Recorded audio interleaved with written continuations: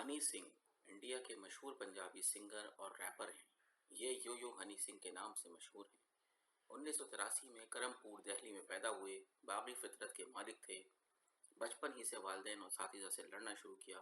والدین کو میوزک کا بہت شوق تھا۔ والد محمد رفیع کے فین تھے، ان کے پاس رفیع صاحب کی پوری کلیکشن تھی، جبکہ والدہ گانے کی شوقین تھی۔ ہنی سنگھ کی آنکھ روزانہ محمد رفیع کی آواز سے کھلتی تھی۔ گانے کا شوق وہاں سے ہو گیا۔ کالج میں پہنچے تو میوزک بنانا شروع کر دیا۔ بال کٹوانے کی ایسے والد ناراض ہو گئے، ہنی سنگھ کو گھر چھوڑنا پڑ گیا اور یہ چھوٹے سے کوارٹر میں رہنے لگے۔ یہ سارا دن کمپیوٹر میوزک بناتے رہتے تھے۔ فطرتاً جنونی ہیں، لہٰذا یہ دن رات میوزک میں لگے رہتے تھے۔ قدرت مہربان ہوئی اور یہ 2003 میں 20 سال کی عمر میں مقبول ہونا شروع ہو گئے۔ 2010 میں ان کا دودھ ہی بولنے لگا اور یہ بھارت اور دنیا بھر میں پھیلی پنجابی آبادی مشہور ہوتے چلے گئے۔ یہاں تک کہ 2012 میں ہنی سنگھ نے 2 فلموں کاکٹیل اور مستان کو 2 گانے دیے اور یہ دونوں گانے بھارت کی فلمی تاریخ کے مہنگے ترین گانے تھے۔ ہنی سنگھ نے فی کس $84,000 وصول کیے۔ ان کے کانسرٹ بھی سارا سال ہوتے تھے اور یہ ان سے کروڑوں روپے کماتے تھے۔ یہ جب بھارت سے باہر جاتے تھے، جہاز کی بزنس کلاس کی ساری سیٹیں ان کے سٹاف کے لیے بک ہوتی تھیں۔ خود فرسٹ کلاس میں سفر کرتے تھے۔ شہرت اور دولت نے ان کا دماغی توازن بگاڑ دیا اور یہ خود کو بھگوان سمجھنے لگے۔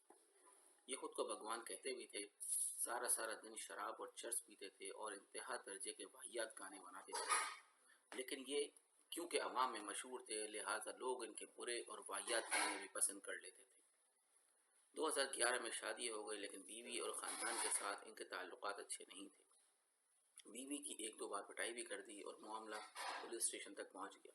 شہرت، دولت اور طاقت ایک ایسی خوفناک مثلث ہوتی ہے جس سے صرف نبی اور اولیاء ہی بچ سکتے ہیں۔ دنیا کے باقی 99% لوگ اس مثلث میں قدم رکھ کر اپنا توازن کھو بیٹھتے ہیں۔ انسان کو اس ٹرائنگل سے صرف 2 عادتیں بچا سکتی ہیں، عاجزی اور سادگی۔ یہ دونوں عادتیں شہرت، دولت اور طاقت کی تابکاری کے سامنے سب سے مضبوط شیلڈ ہوتی ہیں، اور اللہ تعالیٰ انبیاء اور اولیاء کرام کو یہ شیلڈ پیدائش سے پہلے عنایت کر دیتا ہے، لہٰذا یہ تابکاری سے محفوظ رہتے ہیں، جبکہ باقی سب لوگ ہنی سنگھ ثابت ہوتے ہیں۔ لہٰذا ہنی سنگھ بھی بہک گیا اور یہ تکبر اور نشے کا شکار ہو گیا۔ یہ ووڈکا کی 4 بوتلیں اور چرس کی 12 سگریٹ پی جاتا تھا، اور ظاہر اس کا کوئی نہ کوئی نتیجہ تو نکلنا تھا، اور وہ نکلا۔ Honey Singh by polar syndrome کا شکار ہو گیا۔ اس نے اسٹیج اور سیٹس پر بدتمیزی شروع کر دی اور یوں اس کا اسٹارڈم اچانک ختم ہو گیا۔ یہ گھر میں بند ہو گیا اور اس کے بعد 7.5 سال تک گھر سے نہیں نکلا۔ ان میں 2.5 سال ایسے بھی تھے جس میں اس نے اپنے کمرے سے باہر قدم نہیں رکھا۔ یہ اس دوران کسی سے نہیں ملا۔ اس کا تعلق صرف ماں تک محدود ہو گیا، اور اس تعلق میں بھی ہاں اور نہ صرف 2 لفظ رہ گئے تھے۔ بہرحال 7.5 سال کی اس جلا وطنی کے بعد ایک نئے ہنی سنگھ نے جنم لیا، اور یہ ایک ایماندار، شاندار، عاجز اور توحید پرست انسان بن کر کمرے سے نکلا۔ اور 26 اگست 2024 کو 7.5 سال کے وقفے کے بعد اس کا نیا البم گلوری آیا۔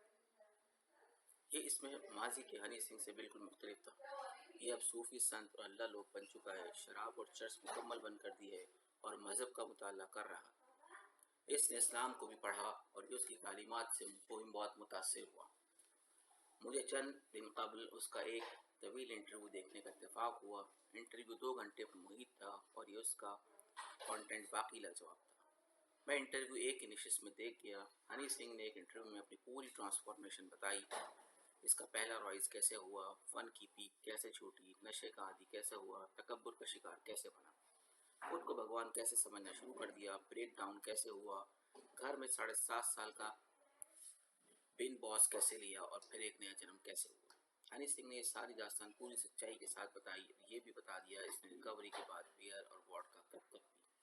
اس کی ہر بات انسپائرنگ اور سبق آموز تھی، لیکن 2 باتوں نے میرا دل جکڑ دیا۔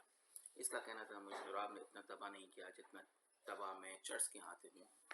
اس کا کہنا تھا شراب آپ کے جگر پر اثر انداز ہوتی ہے اور آپ کے پاس اس کا کوئی نہ کوئی توڑ ہوتا ہے، لیکن چرس آپ کے دماغ کو سکیڑ دیتی ہے، یہ اس پر قابو پا لیتی ہے، جس کے بعد آپ غلط فیصلے کرتے چلے جاتے ہیں اور یوں آپ ختم ہو جاتے ہیں۔ اس کا کہنا تھا چرس پر ہر صورت پابندی ہونی چاہیے، لوگوں کو اس سے دور رہنا چاہیے، یہ نسلوں کو تباہ کر دیتی ہے۔ یہ سن کر میں نے اپنے آپ سے پوچھا کیا ہمارا ملک چرس سے محفوظ ہے؟ اس کا جواب نہیں تھا۔ پاکستان چرچ اور اس کی بھی ماں آئس میں پوری طرح دھنس چکا ہے۔ ہم نے آج سے 35 سال قبل انڈین پنجاب کو ہیروئن کا نشانہ بنایا تھا۔ پاکستانی اسمگلرز نے انڈین پنجاب کو ہیروئن کے ذریعے اڑتا پنجاب بنا دیا تھا اور ہماری ریاست تماشا دیکھ رہی تھی۔ آج بھارت آئس کے ذریعے اس کا بدلہ لے رہا ہے۔ اس نے ہماری اپر کلاس اور مڈل کلاس میں بھی آئس گھما دی ہے اور ہم خاموشی سے یہ تماشا دیکھ رہے ہیں۔ چرچ پہلے سے پاکستان میں موجود تھی، ہم اسے قلندری نشہ کہتے تھے، اب اس قلندری نشے میں آئس شامل ہو چکی ہے۔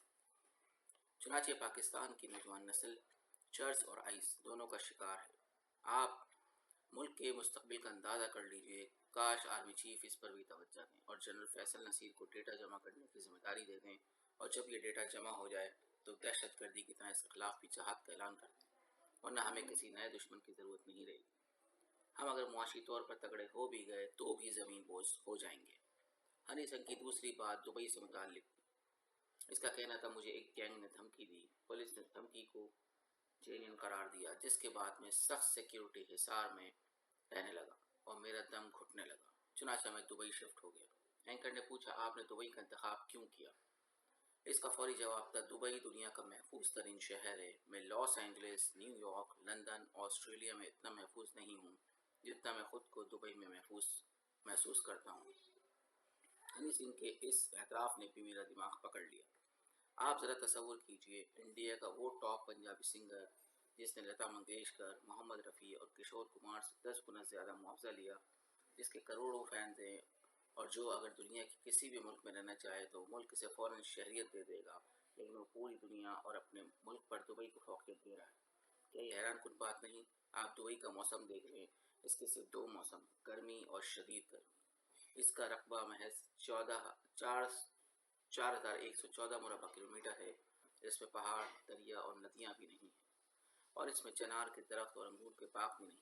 دبئی میں دوسرے عرب ملکوں کے مقابلے میں تیل بھی نہ ہونے کے برابر ہے، لیکن یہ اس کے باوجود پوری دنیا کے سرمایہ کاروں، فنکاروں، بزنس مینوں اور سیاحوں کا مرکز ہے۔ لہذا داؤد ابراہیم ہو، ہالی ووڈ کے سٹار ایکٹرز ہوں، بل گیٹس اور وارن بفیٹ ہوں، یا پاکستان، بھارت، برطانیہ، روس، یوکرین، سینٹرل ایشیا اور ایران کے بزنس مین ہوں، یا پھر ہنی سنگھ جیسے فنکار ہوں، یہ سیدھے دبئی جاتے ہیں اور یہ دنیا بھر سے پیسے کماتے ہیں اور اسے خرچ دبئی میں کرتے ہیں۔ کیوں؟ کیا آپ نے کبھی سوچا؟ اس کی 3 وجوہات ہیں: امن، استحکام اور بزنس فرینڈلی انوائرمنٹ، اور یہ تینوں وجوہات کسی بھی ملک کی ترقی کے لیے ستون کی حیثیت رکھتی ہیں۔ آج ہم نے اگر IMF سے ڈیل کرنی ہو یا 2 پاکستانی بزنس مینوں نے سودا کرنا ہو یا 2 منفیاز میں آپس میں ملنا ہو تو یہ سیدھے دبئی جاتے ہیں۔ کیوں؟ اور اس میں پاکستان کے لیے ایک زبردست سبق چھپا ہوا ہے، اور وہ سبق یہ ہے، آپ بے شک SIFC جیسے درجنوں ادارے بنا لیں، لیکن آپ کے پاس سرمایہ کاری نہیں آئے گی۔ کیوں؟ کیونکہ پاکستان میں دبئی جیسا ایک بھی ایسا شہر نہیں ہے جس میں امن، استحکام اور بزنس فرینڈلی ماحول ہو، جس میں لوگ خود کو محفوظ سمجھتے ہوں۔ لہذا ہم اگر ملک میں سرمایہ کاری کرنا چاہتے ہیں تو پھر ہمیں کسی ایک شہر کو دبئی جیسا پرامن، محفوظ، مستحکم اور بزنس فرینڈلی شہر بنانا ہوگا، جس کے بعد دنیا بھر کے لوگ یہاں آ جائیں گے اور ہمیں انہیں لانے کے لیے کسی قسم کی جدوجہد نہیں کرنی پڑے گی۔ دوسری صورت میں آپ خواہ ایک 100 SIFC بنا لیں، یہاں کوئی نہیں آئے گا۔ چنانچہ میرا مشورہ ہے آپ کوئی نیا شہر ڈیولپ نہ کریں، آپ صرف کراچی، اسلام آباد کو دبئی بنا دیں، اس کے سارے قوانین اور ساری روایت دبئی جیسی کر دیں، آپ کو کسی SIFC کی ضرورت نہیں رہے گی، ورنہ چند ماہ بعد SIFC کی میٹنگ بھی دبئی میں ہوں گی اور وزیر اعظم بھی پام جمیرہ سے ملک چلایا کریں گے۔ شکریہ۔